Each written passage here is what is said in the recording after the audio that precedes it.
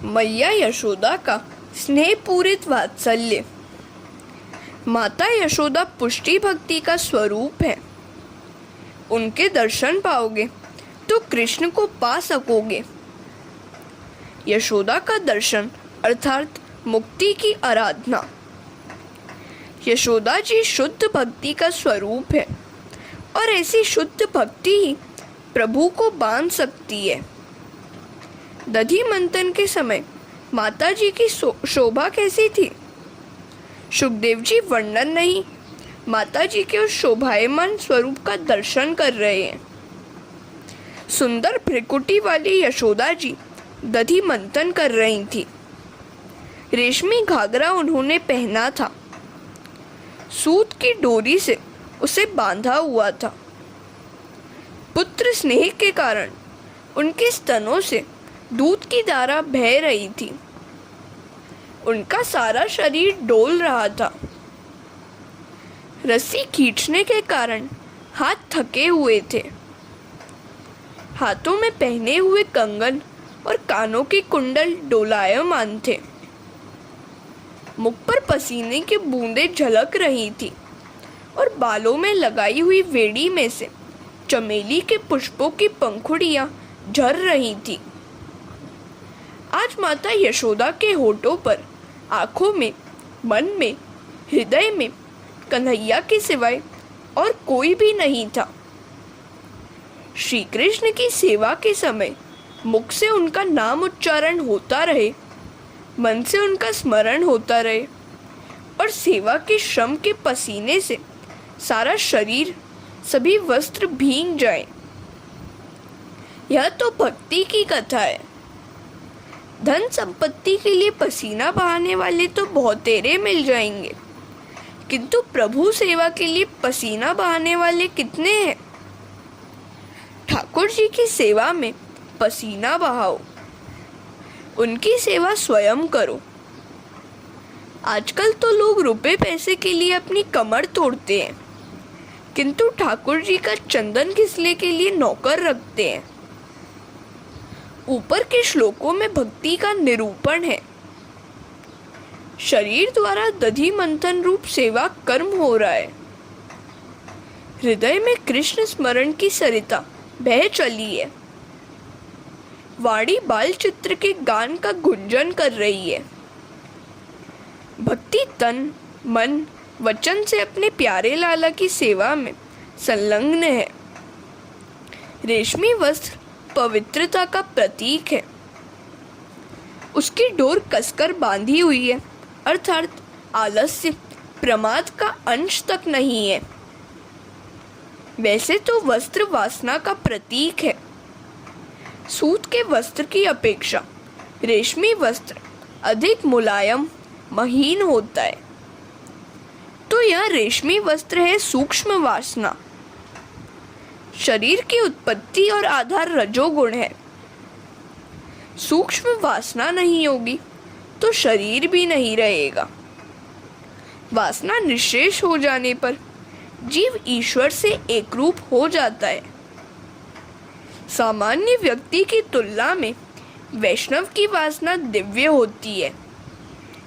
मन पूर्णतः वासनाहीन होने पर ईश्वर के साथ जा मिलता है। स्वयं ही सुख भोगने की इच्छा बाधक है। औरों को सुखी करने की इच्छा बाधक नहीं है। पराये की सेवा करने की इच्छा सूक्ष्म वासना है। भक्ति मार्ग अपनाने के बाद सुखोपभोग की इच्छा न करो, औरों को सुखी करने की इच्छा करो। सुख का स्वयं उपभोग करने की इच्छा करने वाला इंद्रियों का दास ही होगा। हरे कृष्णा। भगवत सेवा में शरीर खपा दो। शरीर पसीने से तर हो जाए तब तक ठाकुर जी की सेवा करो। ठाकुर जी के उपयोग में न आने वाला शरीर वृथा है। तुलसी दल के बिना ठाकुर जी की सेवा हो नहीं पाती। यह शरीर श्री कृष्ण का है, श्री कृष्ण के लिए है। यह शरीर धर्म क्षेत्र है। धर्म क्षेत्र अर्थात विष्णु क्षेत्र रूपी यह देह भोग के लिए नहीं है। यशोदा ने शारीरिक सेवा की। शारीरिक सेवा तो करनी ही है, किंतु यदि मन से सेवा नहीं की गई तो आनंद लाभ नहीं होगा। सेवा करते करते आंखें गीली हो जानी चाहिए और हृदय पिघल जाना चाहिए। ऐसे सद्भाव पूर्वक सेवा करने वाले आजकल बहुत कम हैं। सेवारत यशोदा जी की आंखों में श्री कृष्ण है और हृदय में भी। दधि मंथन के समय उनकी दृष्टि तो कन्हैया की ओर ही स्थिर है। कामकाज करते समय हमारी दृष्टि यशोदा जी की भांति श्री कृष्ण की ओर ही रहनी चाहिए। सभी गोपियां भी खान पान कामकाज के समय भी गोपाल कन्हैया की ओर ही टकटकी लगाए रहती थी। व्यवहार छूटता नहीं है और उसे छोड़ना भी तो नहीं है, किंतु व्यवहार के साथ साथ परमार्थ को याद रखो। अपना लक्ष्य कभी न भूलो। सभी संत महात्माओं को कुछ न कुछ कामकाज करना ही पड़ता है। कामकाज के समय भगवान को भूल जाना अपराध है। इस संसार में कोई केवल धन के लिए जीता है तो कोई केवल स्त्री के लिए, कोई संपत्ति के लिए जीता है तो कोई पुत्र परिवार के लिए। ऐसा व्यवहार इष्ट नहीं है। पैसा नहीं, परमात्मा को देखना है। आदर्श को, लक्ष्य को ध्यान में रखकर किया गया व्यवहार ही भक्ति है। व्यवहार शुद्ध होगा तो भक्ति आएगी। लक्ष्य को भूलकर किया गया व्यवहार बाधक होगा। लक्ष्य को भूल जाओगे तो लक 84 के फेर में फंस जाओगे। व्यवहार निभाते समय दृष्टि भगवान की ओर स्थिर रखोगे तो वह व्यवहार ही भक्ति बन जाएगा। यशोदा है पुष्टि भक्ति। पीला वस्त्र वैष्णवी भक्ति का प्रतीक है। संसार है गागर। मंथन करके प्रेम रूप नववीत पाना है। परमात्मा की मांग है प्रेम। घर का कारोबार करते समय यशोदा जी की भांति मुख में प्रभु नाम और दृष्टि में प्रभु का स्वरूप होना चाहिए। पुष्टि भक्ति में भक्ति और व्यवहार भिन्न नहीं है। भक्त का प्रत्येक व्यवहार भक्तिमय होना चाहिए। जो कुछ काम करो भगवान की आज्ञा समझकर करो। जब तक व्यवहार पूर्णतः शुद्ध नहीं होगा तब तक भक्ति भली भांति हो नहीं पाएगी। व्यवहार में छल, कपट, असत्य नहीं होना चाहिए। यशोदा की दृष्टि हमेशा श्री कृष्ण की ओर लगी रहती है। भगवान का स्मरण करते करते माता का हृदय द्रवित हो गया। वक्ष स्थल का वस्त्र भीग गया। 12वें अध्याय में कहा गया है कि भगवान के कुंडल में सांख्य योग है। यह यशोदा का नहीं, भक्ति का श्रृंगार है। सांख्य योग की सहायता के बिना भक्ति की नहीं जा सकती है। महाप्रभु जी ने कहा है यशोदा के कुंडल सांख्य योग है। सांख्य योग की सहायता से भक्ति स्थिर होती है। दुख का प्रसंग आने पर मनुष्य भक्ति करने लगता है, किंतु उसमें स्थिरता नहीं आ पाती। सो सांख्य योग के बिना भक्ति अपूर्ण है। हरे कृष्णा। योग शास्त्र मन को एकाग्र बनाता है। योग मन को एकाग्र बनाने के लिए उपयोगी है। सांख्य शास्त्र का अभ्यास किए बिना चेतन आत्मा जड़ शरीर से पृथक नहीं हो पाता। सांख्य शास्त्र मन को शुद्ध करता है। इन दोनों की आवश्यकता है। यदि भक्ति करनी ही है तो आत्मा को शरीर से पृथक कर लो और मन को एकाग्र करो। शारीरिक आनंद अपना नहीं है। बार बार सोचो कि चेतन आत्मा और जड़ शरीर दोनों एक नहीं, भिन्न है। रोज तो मंगल गीत गाने पर लाला जागता था। आज इच्छा थी कि माखन तैयार होने पर उसे जगाया जाए। बुद्धि को ईश्वर से दूर न होने दो। बुद्धि रूपी यशोदा विषयों की ओर बढ़ेगी तो वहां फंस जाएगी। इसीलिए तो कन्हैया माता को दूर नहीं जाने देता। बुद्धि यदि ईश्वर से दूर होकर विषयों की ओर जाएगी तो विपत्ति में फंसेगी। ईश्वर यह नहीं चाहते, सो वे यशोदा को कोई और काम करने ही नहीं देते थे। आज यशोदा दधी मंथन में तन्मय हुई थी। उनकी वाणी में, मन में, हृदय में श्री कृष्ण है। यह यशोदा की नहीं, भक्ति की कथा है। यशोदा का तन, मन, वचन एक हो गए थे। वे मनसा वाचा कर्मणा ईश्वर की सेवा कर रही थी। अतः कृष्ण स्वयं जग गए।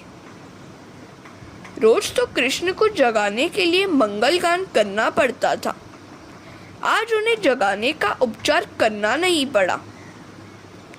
अनन्य भक्ति कन्हैया को जगाती है। श्री कृष्ण आज अपने आप जग गए। कन्हैया को जगाना है। यशोदा के हृदय में बसा हुआ कन्हैया जागा, किंतु हमारे हृदय का कन्हैया तो अभी तक सोया हुआ है। इसे जगाना है, ईश्वर को जगाना है। वैसे तो श्री कृष्ण सर्वव्यापी ब्रह्म है, सभी के हृदय में उनका वास है, किंतु सुषुप्तावस्था में है। उनको जगाना है। यशोदा जैसी भक्ति करोगे, वस्तु की आवश्यकता नहीं है। अंदर सोए हुए भगवान को जगाना है। भगवान जागे नहीं कि आनंद ही आनंद हो जाएगा। सच्चे वैष्णव के शरीर का पसीना बहता है, तब ठाकुर जी जागते हैं। वैष्णव दुखी होता हो तो लाला चैन से सो नहीं सकेगा। शुद्ध प्रेम को परिश्रम सता नहीं सकता। यदि यशोदा की भांति सेवा करोगे तो तुम्हारी भक्ति को देखकर तुम्हारे हृदय में सोया हुआ कन्हैया अवश्य जागेगा। यशोदा जी की निष्काम भक्ति को देखकर भगवान सकाम बने। भक्ति उमड़ने लगती है तो भगवान सकाम स्तन्य काम बनते हैं। उपनिषद भगवान को निष्काम बताती है। सुखदेव जी भगवान को सकाम कहते हैं। ताम स्तन्य काम आसाद्य मथनंती जननी हरि। उस समय भगवान श्री कृष्ण स्तनपान करने की इच्छा से माता के पास आए, जो दधी मंथन कर रही थी। वैसे तो ईश्वर निराहारी है, किंतु यह तो भक्त के हृदय की भावना है। भक्त का हृदय जब प्रेमाद्र होता है तब भगवान भूखे होते हैं। हरे कृष्णा। कन्हैया जागा तो माता को ढूंढता हुआ इधर आ पहुंचा। उसने पीछे से माता का आंचल खींचा। यशोदा तो अपने काम में ऐसी लीन थी कि उन्हें खबर तक नहीं हुई। कन्हैया माता से कहने लगा, माँ, मुझे भूख लगी है, पहले मुझे दूध पिला। यशोदा साधक है, दही मंथन साधन है और श्री कृष्ण साध्य है। साधना ऐसी करो कि साध्य अपने आप आ मिले। साधन तन्मय साधक को साध्य स्वयं जगाता है।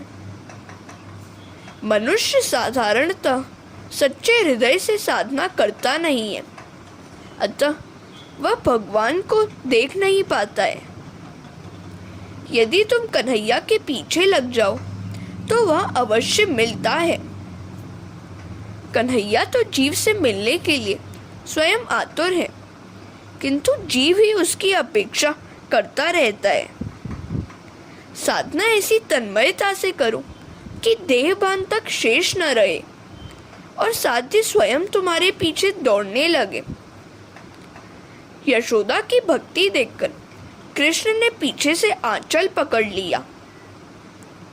तुम भी सेवा साधना में ऐसे डूब जाओ कि साध्य स्वयं तुम्हारे द्वार पर आ जाए। यही तो है पुष्टि भक्ति। शरीर से भक्ति करते समय आंखों में और मन में कृष्ण को बसाए रखो। यशोदा सर्वांग भक्ति करती हुई श्री कृष्ण का नाम जप रही हैं। शरीर से सेवा करोगे, वाणी से कीर्तन करोगे और मन को श्री कृष्ण में रमाए रहोगे तो तुम्हारे हृदय में भी कन्हैया जाग जाएगा। घर का सारा कामकाज कृष्ण कीर्तन करते हुए ही करो। उनका कीर्तन करने से आंखें खुली होने पर भी जगत भुलाया जा सकेगा। योगी जन आंखें मूंद कर ब्रह्म चिंतन करते हुए जगत को भूलने का प्रयास करते हैं, फिर भी वे उसे भुला नहीं पाते। वाणी से कीर्तन, आंखों से दर्शन, शरीर से सेवा करने के कारण यशोदा के हृदय में श्री कृष्ण जाग गए। प्रेम से स्मरण करने पर हृदय द्रवित होता है और आनंद प्राप्त होता है। आनंद ब्रह्म का स्वरूप है। निद्रावस्था के आनंद की भांति जागृत अवस्था में मुक्ति पाई जाती है। कन्हैया घुटनों के बल माता के पास आया और आंचल पकड़कर कहने लगा, मुझे भूख लगी है, मुझे खाने को दो। अब यशोदा काम को अधूरा छोड़ना नहीं चाहती थी। यह जीव बड़ा दुष्ट है, फिर भी भगवान उसे धन संपत्ति प्रतिष्ठा देते हैं। जीव अधम है, फिर भी भगवान आशा रखते हैं कि वह कभी तो सुधरेगा। भूखा कन्हैया रोने लगा। माता ने काम छोड़ दिया और अपने पुत्र को गोद में बिठलाकर दूध पिलाने लगी। दूध की धारा बह चली। भक्ति में हृदय द्रवित हो जाए तो आनंद अवश्य मिलता है, और यह आनंद ही तो ईश्वर है। क्या सुखदेव जी स्तनपान की कथा कह रहे थे? श्रीधर स्वामी कहते हैं कि यह कथा बालक को दूध पिलाने जैसी सामान्य कथा नहीं है। यह तो ब्रह्म संबंध की कथा है। यशोदा जीव है और कन्हैया परमात्मा। माता पुत्र का मिलन कैसा है वह और कौन जान सकता है। यशोदा बालक को दूध पिला रही है, इतनी बात नहीं है। यह तो ब्रह्म संबंध स्थापित हुआ है। यह तो अद्वैत की कथा है। माता यशोदा बाल कृष्ण को गोद में लेकर परमात्मा के साथ एक हो गई है। हरे कृष्णा। यशोदा और बाल कृष्ण का मिलन तो जीव और ब्रह्म का मिलन है। ऐसे मिलन के समय बाहर के संसार को मन में घुसने न देना। ब्रह्म मिलन के समय, ईश्वर मिलन के समय सांसारिक विषयों को मन में घुसने न देना, उनसे दूर ही रहना। यशोदा का ब्रह्म संबंध हुआ तब अलौकिक आनंद की वृष्टि हो रही थी। स्तनपान करते करते कन्हैया ने सोचा, आज जरा माता की कसौटी भी तो करूं कि उसे मैं अधिक प्यारा हूं या नहीं। उसे मुझसे ज़्यादा लगाव अगर सांसारिक व्यवहार से हुआ तो मैं उन्हें नहीं अपनाऊंगा। शुद्र मनुष्य 2-4 पैसों के लिए भी पाप करता रहता है। छोटे छोटे पाप मिलकर महापाप होते हैं। पाप न करना ही सबसे बड़ा पुण्य है। कसौटी में से पार उतरने पर परमात्मा कृपा भी करते हैं। वे सभी जीव को कसौटी करने के बाद ही अपनाते हैं। वे चाहते हैं कि जीव उनसे सबसे अधिक प्रेम करे। ईश्वर की माला पहन लेने के बाद यदि दूसरों से प्रेम करने लगे तो ईश्वर अप्रसन्न हो जाते हैं। ईश्वर चाहते हैं कि जीव एकमात्र उन्हीं से प्रेम करे। प्रेम करने योग्य तो ईश्वर ही है, क्योंकि जगत के पदार्थों का प्रेम कभी न कभी रुलाता ही है। कन्हैया ने माता की परीक्षा लेने की सोची। मैं अग्नि को हवा दूंगा, वह प्रज्वलित होगी तो चूल्हे पर रखा दूध उफन कर चूल्हे में बहने लगेगा। अब यदि माता मुझे छोड़कर दूध को बचाने दौड़ेगी तो मैं मान लूंगा कि उसे मैं नहीं, सांसारिक संपत्ति ही अधिक प्यारी है। कई लोग सोचते हैं कि संसार व्यवहार के सभी काम अच्छी तरह से पूरे होने पर फिर भक्ति करेंगे। अरे, संसार का व्यवहार न तो कभी अच्छी तरह से समाप्त हुआ है और न कभी होगा। महापुरुषों ने कहा है, इस जगत में हर तरह से सुखी न तो कोई हुआ है और न कोई होगा, और यदि सुखी होगा भी तो वह अपना गौरव गवा देगा। संसार में कठिनाइयां तो आती ही रहेंगी, किंतु एक भी क्षण परमात्मा का स्मरण न छोड़ने की प्रतिज्ञा करनी होगी। ऐसा करने पर ही पाप से पुण्य पड़ जाएगा। जब मनुष्य का जन्म मिलता है तो पाप और पुण्य दोनों झेलने पड़ते हैं। दुखद प्रसंग आने पर मन को समझाया जाए कि पाप घट रहा है। कन्हैया की आज्ञा से अग्नि प्रज्वलित हुई और दूध उफनता हुआ बाहर बहने लगा। इन साधु लोगों को और कोई काम तो है नहीं। दिवस में स्वाद रहित अन्न एक बार खाकर सारा दिन राधे कृष्ण का चिंतन करते रहते हैं। इस दूध के उफनने के प्रसंग में वे कुछ कारण इस प्रकार बताते हैं। वह दूध ऋषि रूपा गाय था। ऋषि रूपा गाय का था। ऋषि तप और साधना करते करते थक गए, फिर भी उनके मन में बसे हुए काम का नाश नहीं हो पाया। उस बुद्धिवाशी काम का नाश करने के लिए ऋषि गायों का रूप लेकर गोकुल में आ बसे थे। दूध कन्हैया के उदर में जाना चाहता था। यदि श्री कृष्ण मेरा आहार करेंगे तो मेरा कल्याण होगा। जड़ पदार्थ भी भगवान की इच्छा रखते हैं। कामी के उपभोग में आने पर भोग विलास से पदार्थ का विनाश होता है। हरे कृष्णा। तुम स्वयं यदि कृष्ण के उदर में हृदय में बस पाओगे या उनको तुम अपने हृदय में बसा पाओगे, तभी तुम्हें शांति मिलेगी। योगी जन परमात्मा के स्वरूप में मिल जाते हैं। वैष्णव श्री कृष्ण को अपने स्वरूप में उतार लेते हैं। दोनों मार्ग एक ही हैं। यदि यशोदा जी कृष्ण को बहुत स्तनपान कराएंगी तो उसे भूख नहीं रहेगी और वे मेरा आहार नहीं करेंगे। यदि भगवान की सेवा मैं नहीं कर पाऊंगा तो मेरा अस्तित्व वृथा ही रहेगा। अतः मुझे तो अग्नि में कूदकर अपने आप को समाप्त कर देना है। जीना है उसका भला जो इंसान के लिए जिए, मरना है उसका भला जो अपने लिए जिए। अपने लिए जीना कोई जीना नहीं है।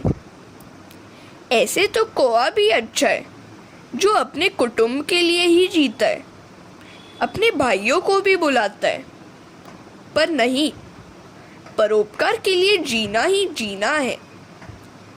स्वयं सुखोपभोग करने की वासना भक्ति के लिए बाधक है। औरों को सुखी करने की भावना भक्ति साधक है। समय का नाश सर्वस्व का नाश है। दुख ने मान लिया कि कन्हैया मुझे नहीं पिएगा, सो वह अग्नि में कूदने लगा। दूध चाहता था और मानता था कि यशोदा थोड़ा सा अपना दूध पिलाएगी और भूख बाकी रह जाएगी, तो श्री कृष्ण उसे पिएंगे, किंतु लाला तो माता का दूध ही पिए जा रहा था। दूध ने सोचा कि लाला मुझे नहीं पिएगा, तो वह मुझे पी ऐसी विनती करता हुआ बर्तन से बाहर दौड़ पड़ा। तो एक महात्मा कहते हैं, दूध यशोदा जी के घर का था, अतः उसे कृष्ण कीर्तन, कृष्ण कथा श्रवण, सत्संग का लाभ मिला था। 1 करोड़ जपमाला दिव्यता का संचार करती है, तो दूध तो स्वयं कन्हैया के घर का वासी था, और वह दूध तो ऋषि रूपा गाय का था। दूध ने बाल कृष्ण का दर्शन पाया, तो वह उनसे मिलने के लिए आतुर होकर, अधीर होकर दौड़ पड़ा। ऐसी लीला तो सभी के घर में रोज रोज होती रहती है। विषय सुख का छलकना ही तो दूध का छलकना है। दूध का उफान विषय सुखों की याद है। संसार के सुखों का उपभोग इस प्रकार करो कि मन उनसे चिपक न जाए, याद बाकी न रह जाए। ठाकुर जी की सेवा करने के समय विषय सुखों की याद आना दूध के छलकने जैसा ही है, और ऐसा होने पर भक्ति मिट जाती है। आज लोगों को घर का कामकाज करते समय कुछ भी याद नहीं आता है, किंतु माला हाथ में लेते ही घर गृहस्थी के सभी झंझट मन में उभर आते हैं। कुछ प्राप्त करने का समय निकट आते ही साधक के मन में संसार आ खड़ा होता है। परीक्षा लेने के हेतु ही कन्हैया ऐसी माया रचता है। ब्रह्म संबंध होने के समय वासना की याद दूध के छलकने की भांति आनी नहीं चाहिए। प्रभु स्मरण करते करते विषय सुखों का स्मरण होने पर भगवान विस्मृति के अंधेरे में छिप जाते हैं। सेवा करते करते जगत की याद आना या करना इष्ट नहीं है। लोग डाकोर के रणछोड़ राय जी को याद करते हैं, किंतु वहाँ का गोटा, एक खाद्य विशेष याद करते रहते हैं। डाकोर जी की सुंदरता की नहीं, गोटे के स्वाद की याद सताती रहती है। ईश्वर की सेवा करते करते यदि विषय सुख याद आ जाए तो मान लेना कि दूध छलकने लगा है। सेवा करते समय आंखें, कान और मन किसी और को न दो, किसी से बातचीत न करो। आंखें झुकाकर जय श्री कृष्ण कहकर सेवा में लगे रहो। यदि इस समय किसी से नजर मिलाओगे तो मन चंचल हो जाएगा, सेवा का काम अधूरा छूट जाएगा। हरे कृष्णा। एक अन्य महात्मा ने दूध के उफनने का कुछ और ही कारण बताया है। यशोदा जी को वैसे तो कन्हैया ही अधिक प्यारा था, किंतु चूल्हे पर जो दूध था वह गंगी नाम की गाय का था। कन्हैया को इस गाय का दूध बड़ा पसंद था और वही पीता था। सो यशोदा ने सोचा कि यदि वह दूध छलक जाएगा और कन्हैया गंगी गाय का ही दूध मांगेगा तो मैं उसे क्या पिलाऊंगी। इस प्रकार यशोदा दूध को बचाने के लिए नहीं, किंतु कन्हैया के प्यारे भोजन को बचाने के लिए दौड़ी थी। प्रियजन की अपेक्षा प्रियजन की वस्तु अधिक प्रिय लगती है। एक और महात्मा कुछ इस प्रकार कहते हैं, दूध ने परमात्मा को यशोदा की गोद में देखा। ईश्वर दर्शन के बाद भी मुझे अग्नि की याद सहनी पड़ती है। मेरा दुख ताप अभी तक कम नहीं हो पाया है। मेरे बहुत पाप है, मैं जीने योग्य नहीं हूँ। मुझे अग्नि में कूदकर मर ही जाना चाहिए। ऐसा सोचकर दूध छलकने लगा। यशोदा जी लाला को एक ओर लेटाकर चूल्हे पर दूध का बर्तन उतारने के लिए दौड़ी। जीव भी बड़ा विचित्र है। अपना व्यवहारिक कार्य करते समय ईश्वर को याद करता रहता है, किंतु जब ईश्वर उसकी गोद में आ बैठते हैं, ईश्वर से संबंध जुड़ जाता है, तब वह ईश्वर को एक ओर रखकर छोड़कर उस सांसारिक कार्य के पीछे दौड़ लगाता है। ब्रह्म संबंध होने पर संसार का स्मरण हो आना तो उस दूत का छलकना ही है। कई लोग माला तो फेरते हैं, किंतु उनका मन तो साग सब्जी की खरीद में, घर गृहस्थी की चिंता में लगा होता है। ऐसे जप में प्रभु का नहीं, उन वस्तुओं का जप होता रहता है। वियोग में अपेक्षा का जानना गुण दर्शन है, संयोग में उपेक्षा का भाव दोष दर्शन है।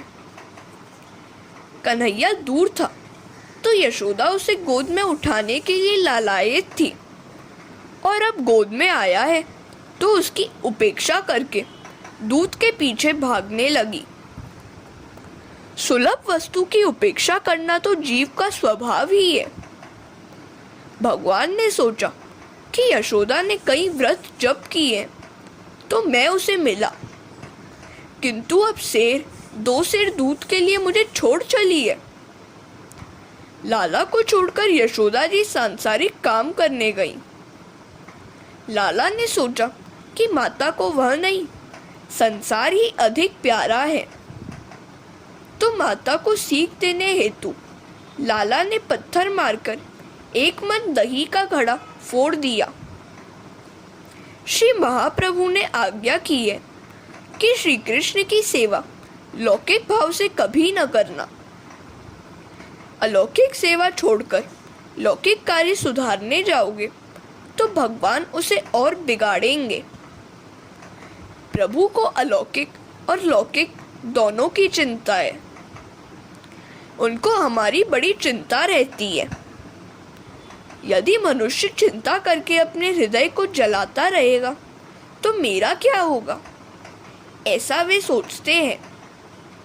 मैं समर्थ हूँ और मेरा स्वामी तो सर्व समर्थ सर्वशक्तिमान है, ऐसा मानकर निश्चिंत होकर भगवान का स्मरण मनन चिंतन करते रहो।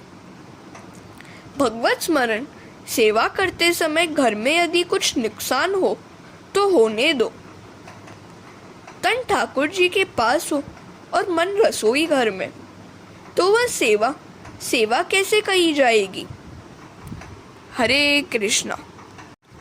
भगवत सेवा को अधूरी छोड़कर लौकिक काम सुधारने जाओगे तो वहां और भी बिगड़ेगा।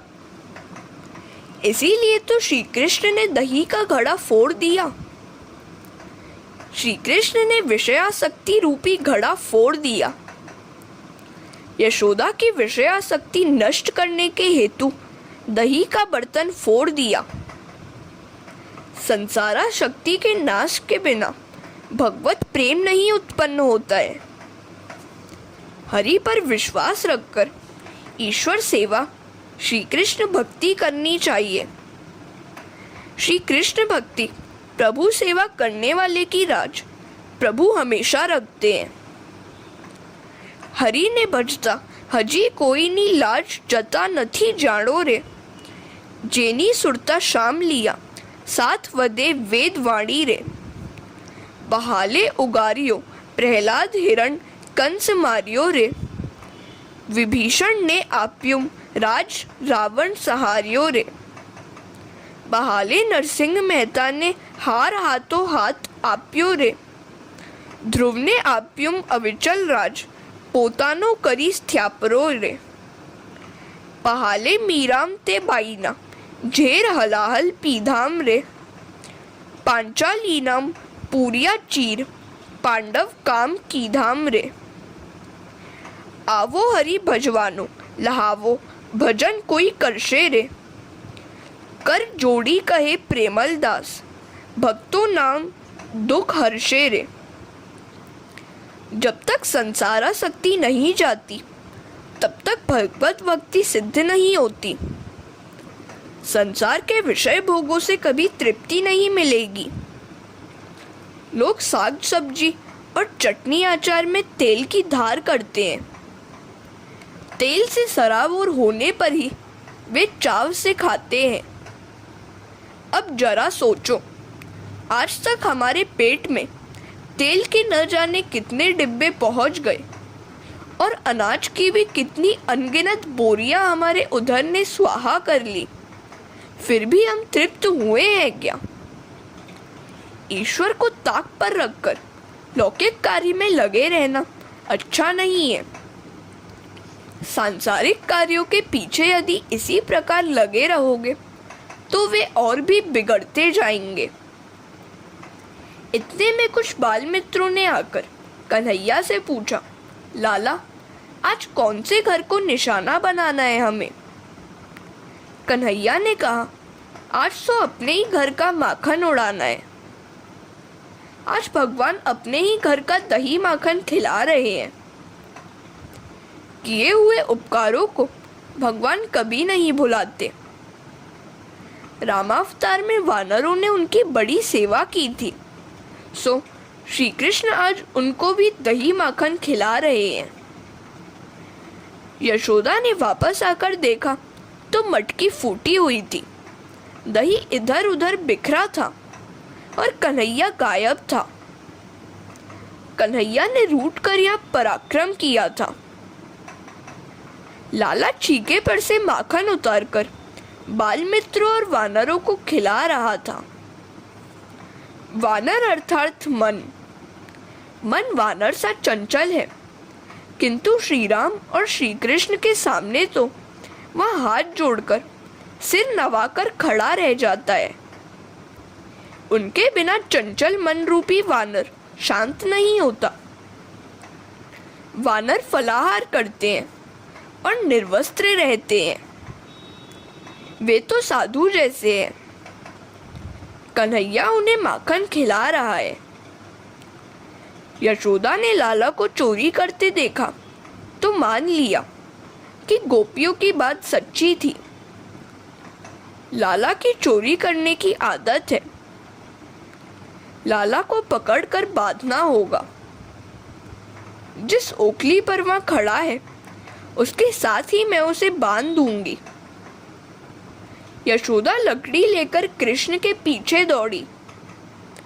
हरे कृष्णा। यशोदा लकड़ी लेकर कृष्ण को मारने के लिए पीछे दौड़ी तो मित्रों ने लाला से कहा, माँ आई, भागो। आगे लाला दौड़ रहा है और उसके पीछे यशोदा दौड़ रही है। जिस ईश्वर को योगी पकड़ नहीं पा रहे, उन्हीं को पकड़ने के लिए यशोदा दौड़ रही है। यशोदा दौड़ते दौड़ते थककर चूर हो गई, फिर भी कन्हैया हाथ नहीं आया। ऐसा क्यों हुआ? श्रीधर स्वामी कहते हैं, अपनी एक भूल के कारण यशोदा उस कन्हैया को पकड़ नहीं पाती है। कृष्ण के पीछे दौड़ने के समय यशोदा की दृष्टि में कृष्ण का मुखारविंद और चरण कमल नहीं, पीठ थी। तृतीय स्कंद में कहा गया है, लाला की पीठ में अधर्म है। अधर्म वहीं से उत्पन्न हुआ है। अधर्म को दृष्टि में रखकर दौड़ने वाला ईश्वर को कैसे पकड़ पाएगा? भक्ति धर्म की मर्यादा में रहकर करो। भक्ति धर्मानुकूल होनी चाहिए। भक्ति में अधर्म आया नहीं कि वह भ्रष्ट हो गई। कर्ता ने जिसे जो कर्तव्य दिया है उसको बराबर निभाया जाए। जो अपना कर्तव्य, अपना धर्म छोड़ देता है, उसकी भक्ति सफल नहीं हो पाती। संध्या कर्म किए बिना सेवा करने वाले ब्राह्मण की सेवा ईश्वर कभी नहीं स्वीकारते। यदि घर में पतिदेव बीमार है और उनकी उपेक्षा करके स्त्री मंदिर जाए तो उसकी भक्ति पूजा भगवान क्यों स्वीकार लेंगे? अपने पति और संतान की उपेक्षा करके कथा कीर्तन करने वाली या मंदिर जाने वाली स्त्री की सेवा कभी सफल नहीं होती। प्रभु कहते हैं, मुझे कर्तव्य की, धर्म की मर्यादा बड़ी प्रिय है। उसकी भक्ति करते समय कर्तव्य और धर्म की मर्यादाओं का पालन करना ही चाहिए। यशोदा लाला को पकड़ नहीं पा रही है क्योंकि वह भक्ति अधर्म के पीछे दौड़ रही है। एक महात्मा दूसरा ही कारण बताते हैं। यशोदा के हाथ में लकड़ी थी। लकड़ी लिए वह पकड़ने दौड़ी। यह लाला को पसंद नहीं है, उसे डर लगता है। लकड़ी अभिमान का प्रतीक है। पुष्टि संप्रदाय तो लाला की सेवा करने को कहता है। लकड़ी लेकर दौड़ने का अर्थ है अभिमान को साथ लेकर दौड़ना। अभिमानी सेवा नहीं करता। कृष्ण कहते हैं, अपना अभिमान छोड़कर ही मेरे पास आना। तो वल्लभाचार्य जी कहते हैं, भक्ति यदि अभिमान को अपने साथ ही लेकर भगवान को पाने चलेंगी तो सफल नहीं होंगी। यशोदा जी की बुद्धि रूपी भक्ति लकड़ी रूपी अभिमान को लिए हुए कन्हैया को पकड़ने चली है, सो पकड़ नहीं पा रही है। सत्कर्म किए जाने के बाद भी यदि आंतरिक अभिमान बढ़ता जाता हो तो वह सत्कर्म किस काम का। भगवान सभी दोषों को क्षमा करते हैं किंतु अभिमान को नहीं। अभिमान होने से भगवान की उपेक्षा होती है। अभिमान करने जैसा जब कुछ है ही नहीं तो फिर हम अभिमान कर ही क्यों रहे हैं। राजा को रंक बनते, रंक को राजा बनते, लाख को खाक होते हुए देर नहीं होती। अभी तो बहुत सा वैभव है और कुछ ही क्षणों में अच्युतम केशवम भी हो जाता है। फिर भी हम अभिमान क्यों करते हैं। यशोदा दौड़ते दौड़ते थक गई, फिर भी कन्हैया हाथ न लगा। अब लकड़ी भी बोझ सी लगने लगी। उन्होंने लकड़ी फेंक दी। कन्हैया भी तो यही चाहता था कि माता लकड़ी रूपी अभिमान छोड़ दे। माता ने लकड़ी फेंक दी तो कन्हैया न केवल रुक गया अपितु वापस आने लगा। यशोदा ने श्री कृष्ण का मुख देखा, मुख दर्शन हुआ और लाला पकड़ा गया। लाला के मुख में धर्म निहित है। त्यक्त्वा यष्टिम। हरे कृष्णा।